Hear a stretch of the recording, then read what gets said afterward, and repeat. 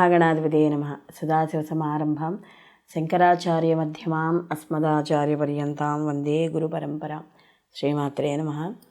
ప్రేక్షకులందరికీ స్వాగతం.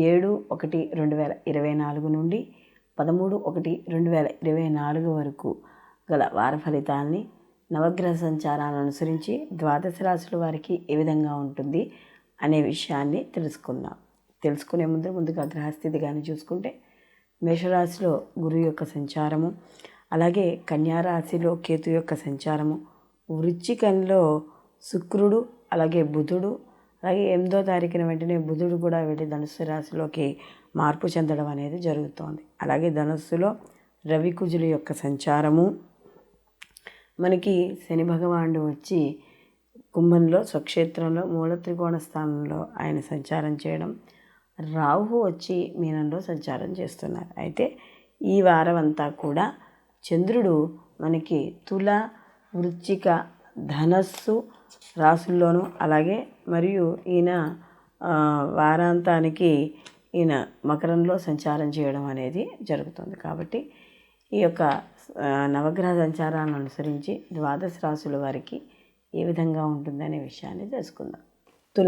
తులారాశి వారికి ఈ గురు యొక్క వీక్షణ వక్రత్యాగం అయ్యి గురు యొక్క వీక్షణ, అలాగే 3 గ్రహాల యొక్క సంచారము వార ప్రారంభంలో తృతీయ స్థానంలో, తదనంతరం చతుర్థంలో యొక్క తృతీయంలో కూడా చంద్రుడి యొక్క సంచారం, ఇవన్నీ కూడా వీళ్ళకి శుభ పరిణామాలను ఎక్కువగా ఇవ్వడం అనేది జరుగుతోంది. అలాగే వీళ్ళకి ముఖ్యంగా చూసుకున్నప్పుడు తృతీయ స్థానంలో కుజుని యొక్క సంచారం ఎప్పుడైతే వీళ్ళకి వార ప్రారంభం నుంచి ఉందో, గత కొంతకాలంగా ఆరోగ్య విషయాల్లో ఎవరైనా ఇబ్బంది పడుతుంటే ఆరోగ్య విషయాల్లో కావచ్చు, ధనం విషయంలో కావచ్చు, అలాగే ఏదైనా పని మొదలు పెడితే ఆ పని నుండి సాధించే విషయంలో కావచ్చు, ప్రతి వాటిల్లో కూడా వీళ్ళకి అనుకూలంగా ఉండడం, ప్రతి పనిని కూడా విజయవంతంగా పూర్తి చేయడం, నూతన వస్త్రాలు అలాగే వస్త్రాభరణాలు కొనుగోలు చేయడం, అలాగే వీళ్ళకి కానీ చూసుకుంటే సంతాన మూలకంగా కాస్త ఆనందమైన వాతావరణం, పదవి ఎవరైతే కోరుకుంటున్నారో ఆ పదవి లాభం పొందడం,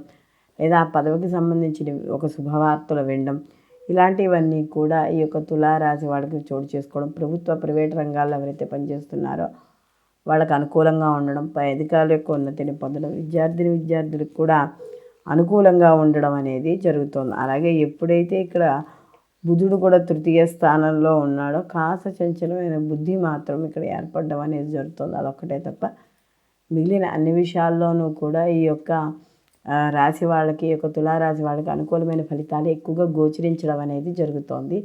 అలాగే వీళ్ళు ఏదైనా ఒక కార్యక్రమాన్ని చేపట్టాలని అనుకున్నప్పుడు వేరే వాళ్ళదైనా సరే వీళ్ళదైనా సరే వార ప్రారంభంలో తడిచినప్పుడు ఆ పనులన్నీ కూడా సకాలంలో పూర్తి అయిపోవడం అనేది జరుగుతుంది. వివాహం కానీ స్త్రీ పురుషులు ఎవరైనా ఉంటే వాళ్ళకి ఈ వారం కాస్త అనుకూలంగా ఉండడం, నిరుద్యోగులకు కూడా ఉద్యోగ అవకాశాలు ఇవన్నీ కూడా చోటు చేసుకోవడం అనేది జరుగుతుంది. వీళ్ళు మరిన్ని మంచి ఫలితాలు పొందడానికి వీళ్ళు ప్రతిరోజు కూడా వీళ్ళు లక్ష్మీ ఆరాధన ఎక్కువగా చేసుకోవడం, అలాగే వీళ్ళకి ఏదైనా ముఖ్యమైన పనుల మీద బయటికి వెళ్ళేటప్పుడు మాత్రం ఈ యొక్క అమ్మవారికి, ఈ యొక్క లక్ష్మీ అమ్మవారికి కావచ్చు, లేకపోతే అన్నపూర్ణాదేవికి కావచ్చు, ఏ అమ్మవారు ఎవరనేది కాదు, ఒక చిటికెడు పసుపు కుంకుమ సమర్పించి బయటికి వెళ్ళడం ద్వారా మరిన్ని మంచి ఫలితాలు పొందడం అనేది జరుగుతుంది.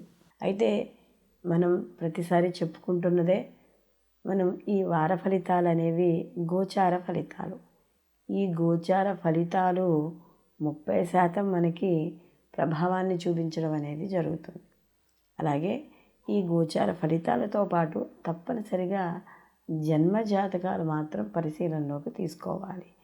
ఈ జన్మ జాతకాలు పరిశీలనలోకి తీసుకోవడం ద్వారా జాతకస్తుడి యొక్క పూర్తి జాతక వివరాలు, అంటే పూర్తి ఫలితం అనేది మనకి కనపడడం అనేది జరుగుతుంది. ఎప్పుడైతే పూర్తి ఫలితం వస్తుందో అప్పుడు దానికి తగ్గట్టుగా మనము ఎటువంటి పరిహారాలు పాటించుకోవాలి, లేకపోతే ఆ సమయంలో ఎటువంటి పనులు చేసుకోవాలి, చేయకూడదు అనేది పూర్తి వివరంగా మనకి ఈ గోచార ఫలితాలతో పాటు జన్మజాతక ఫలితాలను పరిశీలనలోకి తీసుకున్నప్పుడు మాత్రమే మనకి పూర్తి స్థాయిలో మనకి ఆ యొక్క ఫలితాలను పొందడం అనేది జరుగుతుంది.